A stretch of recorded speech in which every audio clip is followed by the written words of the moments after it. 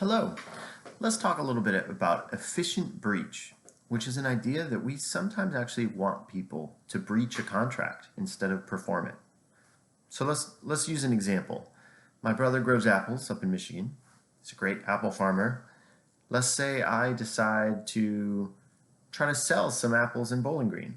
Think, hey, this would be a nice little way to make some money. I have a good supply of delicious apples. I can sell them, make a little extra money. So my brother agrees to bring down 1,000 pounds of Honeycrisp apples from his farm, and I agree to pay him 2,000 bucks. So we exchange those promises. That's a contract, right? Whether it's written and signed or not, there are, of course, complexities. The Uniform Commercial Code, the UCC, requires certain things to be in writing when you're dealing with different transactions. But at a basic level, we exchange promises, we rely on those, we've created a contract, we both put forward something, a promise to do something, whether bring apples or exchange money, so there's consideration on both sides, we have offer and agreement, we have all the basic elements of a contract. So let's say I expect to be able to sell those Honeycrisp apples for $3,000 at the farmer's market in Bowling Green. And I'm going to have to pay $100 to rent a stand at the farmer's market. So what am I expecting to get out of this? Well, my brother's driving down the apples. I'm paying him 2,000 bucks. I'm paying $100 to the farmer's market, and I expect to bring in 3,000. So I expect to make $900 in profit at the end of the day, right? So let's say my brother's driving down. He's got the apples loaded up, and he gets a call from my cousin who lives in Louisville. And she says, hey, people here are crazy for Honeycrisp apples. I will buy those 1,000 pounds for $4,000. So twice what I offered to pay my brother. He's driving through there anyway. Should he breach the contract with me and instead sell those apples to my cousin? Well, let's think about it. From my perspective, that's bad news, right? I want him to bring the apples and for me to be able to sell those apples. So at a basic level, of course, I want him to live up to the bargain that he agreed to. What about my brother? Well, he's going to be really tempted to breach this contract, right? He can get $4,000 instead of $2,000. That's great. Now, we know it's a little more complicated than that. We've talked about damages already. And so we talked about how expectation damages that would put the non-breaching party in a similar position as what they would have been in if the contract had been performed. That's what courts try to do when they assign damages against a breaching party to a non-breaching party. And so in this case, I expected to make $900 out of this whole thing, right? So we want me to end up with $900 at the end of the day. That probably means my brother should have to pay me 1,000 bucks if he breaches the contract.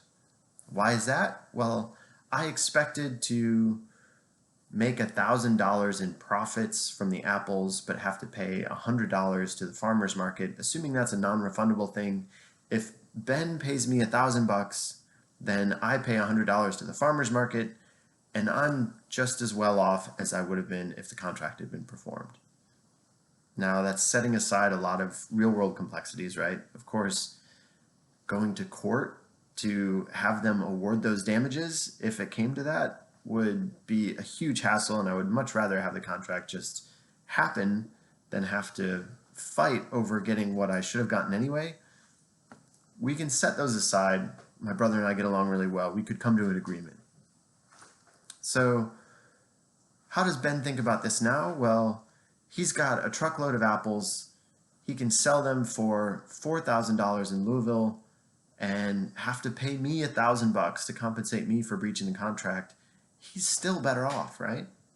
So if he sells them for 4,000 bucks and pays me 1,000, he ends up driving home with 3,000 bucks. If he performed the contract and sold them to me, he drives home with 2,000 bucks. So again, at a theoretical level, if he breaches this contract, I'm just as well off as I would be if performance happened or not, because I'm getting expectation damages. My brother is better off, There's also some other party, my cousin, who's better off. She must be expecting to sell these apples for more than $4,000 if she's willing to pay that for them, right? So this is actually something we want to happen for efficiency's sake. We want my brother to breach this contract with me and sell those apples in Louisville. Now, we call that efficient breach, that idea that sometimes we want people to be able to break out of contracts if they don't make sense anymore. And so that's one reason why we use expectation damages. That gives a party the proper incentives to break out of contracts when it doesn't make sense anymore. We talked a little bit about punitive damages when we were talking about torts. Sometimes those actually do come into play in contracts, but that is kind of an extreme case. Courts don't turn to that as the default. Punitive damages, punishing someone who breaches a contract, makes it unlikely that they will want to breach contracts, right? And we sometimes want them to. We sometimes want this efficient breach to happen. So that's one reason why expectation damages are the norm when it comes to contract law. Yeah, so that's efficient breach. We set aside a bunch of the complexities of the real world. There are moral dimensions to contracts, right? We exchange promises. We think of certain people or businesses as the type who will live up to their promises kind of no matter what. And that ties into what we talked about with repeated games, long-term relationships.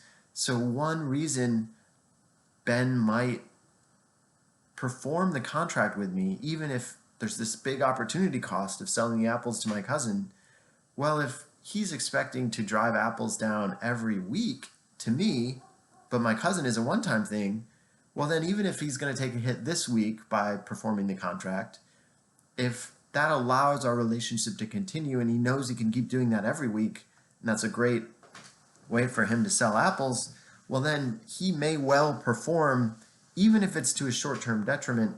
That sort of short-term versus long-term is exactly what we talked about when we talked about why repeated games have a very different feel, a different set of incentives than a one-shot game. So there we go. We talked about efficient breach. That kind of wraps up our discussion of contracts. We'll now be moving into criminal law.